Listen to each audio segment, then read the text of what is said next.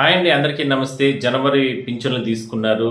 Next ఏంటి మా పరిస్థితి ఏంటి అంటే కూడా రకరకాలుగా చాలామంది కామెంట్స్ పెడుతున్నారు. ఇంకా కూడా చాలామంది మాకు పింఛన్లు ఎప్పుడు ఇస్తారు ఏంటి అంటే కూడా కామెంట్స్ పెడుతున్న తరుణంలో వాళ్ళు ఏమిరా అంటే చెప్పేది, దాదాపుగా 2 సంవత్సరాలు అయిపోతుంది కూటమి ప్రభుత్వం అధికారులకు వచ్చి. రాష్ట్రంలో ఎక్కడా కూడా ఒక్క పింఛన్ అంటే ఒక్క పింఛను ఇవ్వలేదు. ఎందుకు ఈ రకంగా అంటే అన్ని సంక్షేమ పథకాలు ఇస్తూ ఉన్నారు. రైతులకు సంబంధించి కావచ్చు, లేదంటే మొన్న ఈ మధ్య మామిడికాయలకు సంబంధించి వాళ్ళని ఆదుకున్నారు, లేదంటే ఇట్లా మిగిలినకి సంబంధించినటువంటి సమస్యలు అన్నీ కూడా తీరుస్తూ వస్తున్నారు, డెవలప్మెంట్ చేసుకుంటున్నారు, అమరావతి పునర్నిర్మాణం చేసుకుంటున్నారు, ఇట్లా అన్నీ చేస్తున్నారు కదా. బట్ ఎందుకు పింఛన్ల విషయంలో ప్రభుత్వం ఒక క్లారిటీ లేకుండా పోతుంది?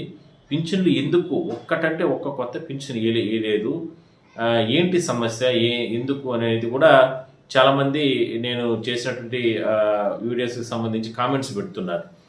మేము ఇన్ని ఏళ్ళకి ఇబ్బందులు పడుతున్నాము అంటే వాళ్ళ అనుమానాలు ఏరా అంటే పాత ఆల్రెడీ ఇచ్చే పింఛన్లో కొన్ని ఖాళీ అవుతూ కూడా ఉంటాయి. అంటే చనిపోవడం కానీ ఇట్లా రకరకాలుగా కొన్ని చూస్తూ తొలగిపోతూ ఉంటాయి. కాబట్టి కనీసం వాటిల్లో కొత్తగా భర్తీ చేయొచ్చు కదా అనేది వాళ్ళ అనుమానాలు.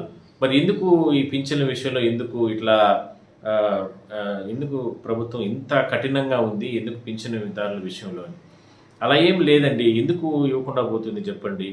అంటే దాన్ని ఆల్రెడీ దాదాపుగా 3,000 కోట్ల రూపాయల వరకు కూడా అన్ని సెక్టార్లు అంటే అన్ని విభాగాలకు సంబంధించి దీంట్లో ఏదైతే వివిధ అంటే ఉన్నటువంటి పింఛన్లన్నీ కూడా ఇస్తున్నారు. దివ్యాంగులకు సంబంధించి కావచ్చు, హెల్త్ పింఛన్లు పెంచిందే ఈ ప్రభుత్వం కదా.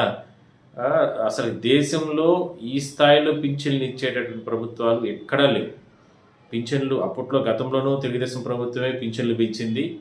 దాని తర్వాత దాన్ని కొనసాగించింది వైసీపీ ప్రభుత్వంలో.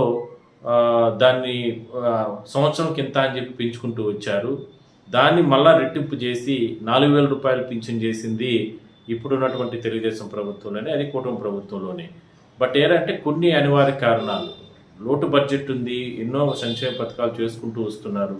బట్ దీనిపైన పెద్ద ఎత్తున విమర్శలు వస్తున్నటువంటి తరుణంలో దానిపైన ఒక క్లారిటీ ఇచ్చే విధంగా కూడా ప్రభుత్వం గతంలోనే కొన్ని రకాల చర్యలు తీసుకోవడం జరిగింది.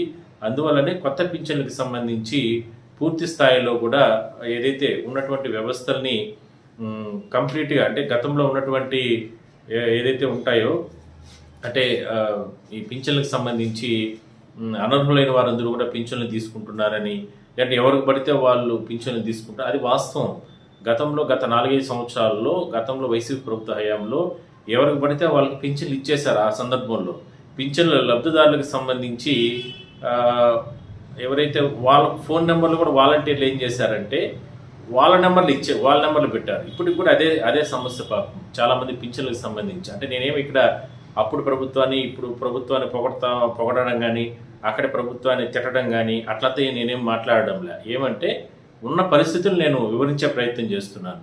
మళ్ళీ మీరు దీంట్లో ఏదో రకరకాలుగా అని అట్లా వద్దు. అంటే ఎవరైనా సరే మనం ఏమిటంటే ప్రభుత్వాలకు సంబంధించి వ్యవస్థల్లో కొన్ని లోటుపాట్లు అప్పట్లో కూడా వైసీపీ ప్రభుత్వ హయాంలో వాళ్ళకు తెలియకుండా కూడా జరుగుండొచ్చు. కానీ ఒక చోట అయితే సరే, చాలా చోట్ల అలానే చేశారు కదా.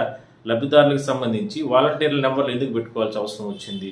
వాలంటీర్ నెంబర్లు వాళ్ళు ఇంక్లూడ్ చేయాల్సిన అవసరం లేదు కదా. లబ్ధిదారుల నెంబర్లు ఉండాలి. దివ్యాంగులైనా లేదా పింఛన్దారులు ఎవరైనా సరే వాళ్ళ నెంబర్లు అందులో వాళ్ళ పేర్లతో వాళ్ళ నెంబర్లు ఫీడింగ్లో ఉండాలి. కానీ వాలంటీర్ నెంబర్లే పెట్టుకోవాల్సిన అవసరం ఏంటి? అలా ఇట్లాంటివన్నీ కూడా స్ట్రీమ్లైన్ చేసుకుంటూ వస్తున్నారు. ఈ మధ్యకాలంలో మనం చూసాం IVRS సంబంధించి కూడా ఒక దీన్ని తీసుకొచ్చారు.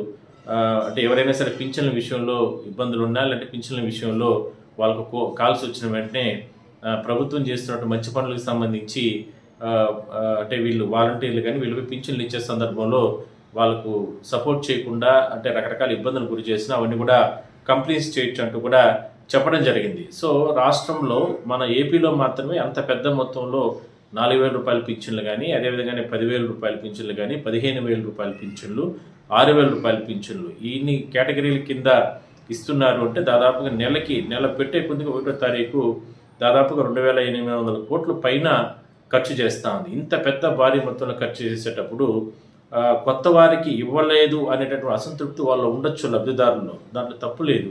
బట్ అంటే పాత ఉన్నటువంటి వాటన్నిటిని కూడా స్ట్రీమ్లైన్ చేసుకొని వచ్చిన తర్వాత కొద్దిగా లేట్ అయినా సరే కొత్త వాళ్ళకి అందరికీ కూడా అవకాశం కల్పించాలనే ఉద్దేశంతోనే ప్రభుత్వం ఉంది అంతే తప్ప ఎక్కడా కూడా ఇన్ని వేల కోట్ల రూపాయలు ఇచ్చేటప్పుడు ఏదో 300-400 కోట్లు ఎక్స్ట్రా పెడితే మిగిలిన వాళ్ళు కూడా ఇవ్వచ్చు.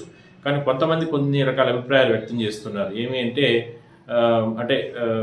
ఏదో కొంచెం అన్నా అంటే జిల్లాల వారీగా ఇప్పుడు ఏదో 200 పింఛన్లు అనేది స్టార్ట్ చేశారు. బట్ అలా కాకుండా కనీసం ఒక 1000-2000 పింఛన్లన్నా జిల్లాల వారీగా ఇస్తే కొంచెం పెంచుకుంటూ పోతే ముందు వరుసలో ఎవరెవరు ఉంటారో అప్లై చేసుకోవడానికి అవకాశం ఇచ్చి ముందు వరుసలో ఎవరెవరు ఉంటారో వాళ్ళకందరికీ కూడా అవకాశం కల్పిస్తే లబ్ధిదారులందరూ కూడా 2 సంవత్సరాల నుంచి కూడా ఎదురు చూస్తున్నారు పింఛన్ల కోసం. మరి వాళ్ళకందరికీ కూడా మంచిగా వెసులుబాటు ఉంటుంది అనేటటువంటి అభిప్రాయం కూడా మరికొంతమంది వ్యక్తం చేస్తున్నారు. ఇదే విషయాన్ని చాలామంది జిల్లాల్లో కలెక్టర్లు కూడా ప్రభుత్వం దృష్టి కూడా తీసుకెళ్లిన తర్వాతనే అత్యవసరంగా ఈ 200 పింఛన్లు జిల్లాల వారీగా అంటే ఎందుకంటే ఇప్పుడు జిల్లాలు పెరిగాయి కాబట్టి ఈ 28 జిల్లాల్లో ఒక్కొక్క జిల్లాకి సంబంధించి కూడా 200 పింఛన్లు ఒక్కొక్క జిల్లాకి ఇవ్వాలనేది ప్రతిపాదన తీసుకొచ్చి దాన్ని అమలు చేస్తున్నారు ఈ నెల నుంచి. అంటే 5600 రాష్ట్ర వ్యాప్తంగా 5600 పింఛన్లు ఈ నెల నుంచి ప్రారంభమయ్యాయి. బట్ ఇది సంఖ్య తక్కువ అయినప్పటికీ కూడా ఒక 5600 మందికి ఈ నెలలో రేపు నెల 5600 మందికి ఇట్లా పెంచుకుంటూ పోతారు. ఇది అంతతోనే ఆగదు. బట్ కొత్త ఒక విధానంతో ముందుకు వెళ్తున్నారు కాబట్టి ఖచ్చితంగా మనం గతంలో కూడా మార్చి ఏప్రిల్ తర్వాత వరకు నుంచి కూడా పూర్తి స్థాయిలో ఇవన్నీ కూడా కొంచెం ముందుకు వెళ్ళే అవకాశం ఉందంటూ కూడా చెప్తున్నారు. అంటే లబ్ధిదారులే కూడా కొంతమంది కామెంట్స్ పెడుతున్నారు. అవును సార్, మా ఏరియాలోనే మా ప్రాంతాల్లోనే గతంలో ఈ రకంగా అంటే వాలంటీర్లను అడ్డం పెట్టుకుని వాళ్ళని బెదిరించి వార్డు మెంబర్ల కాడ నుంచి ఇలాంటి లీడర్ల కాడ నుంచి ఎవరు పడితే వాళ్ళు పింఛన్లు తీసుకున్నారు. అది మాకు కూడా తెలుసు. మేము కూడా అయ్యా మీకు అందరూ అన్నీ బాగున్నాయి, మీరు అంతా చక్కగా ఆరోగ్యకరంగా ఉన్నారు, ఆధార్ కార్డుల్లో అంటే డేట్ ఆఫ్ బర్త్లో మార్చేసి పింఛన్లు తీసుకున్నారు, ఇట్లా ఇవన్నీ కూడా దివ్యాంగులు కాని వారంతా కూడా దివ్యాంగుల పింఛన్లు తీసుకున్నారు. ఇవంతా కూడా ఇప్పుడు ప్రభుత్వానికి భారమే కదా, ప్రభుత్వానికి ఇబ్బందే కదా. అదే నిజమైన దివ్యాంగులకి ఈ పింఛన్ అనేది కానీ వెళ్తే వాళ్ళు లబ్ధి పొందుతారు కదా.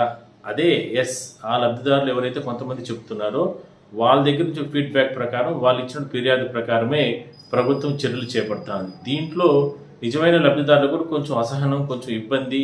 ఎందుకంటే మళ్ళీ రీవెరిఫికేషన్స్, రీచెకప్లు, లేదంటే ఈ సాధారణ సర్టిఫికెట్లు మళ్ళా కొత్తగా ఇవ్వడం, ఇవన్నీ కూడా వాళ్ళకి ఇబ్బందికరంగా అయినప్పటికీ కూడా దానిపైన ఆలోచన చేసి రకరకాలుగా ముందుకెళ్లే ప్రయత్నం ప్రభుత్వం చేస్తూ ఉంది. అందువల్లనే హెల్త్ సెంటర్ల వద్ద కూడా చాలా జాగ్రత్తలు తీసుకుని పింఛన్ల విషయంలో మాత్రం చాలా జాగ్రత్తలు తీసుకుని ముందుకెళ్లాలనేది కూడా అధికార యంత్రాంగం ఆదేశాలు ఇవ్వడం జరిగింది. ఆ సంబంధించిన మున్సిపాలిటీ కానీ లేదంటే కార్పొరేషనా లేదంటే గ్రామాలు, పల్లెల్లో కొన్ని ప్రాంతాల్లో ఎక్కడైతే ఈ హెల్త్ సెంటర్స్ పెట్టారో అక్కడ పూర్తి స్థాయిలో కూడా ఉన్నతాధికారుల పర్యవేక్షణలోనే డిఎంహెచ్ఓ స్థాయి పర్యవేక్షణలో జరుగుతూ వస్తున్నాయి. ఈ మధ్య కాలంలో కూడా చేశారు. బట్ ఏంటంటే రాష్ట్ర వ్యాప్తంగా సంబంధించి మాత్రం ఒక 5600 పింఛన్లు అనేది స్టార్ట్ చేయడం జరిగింది. అది కూడా చాలా ఇంపార్టెంట్.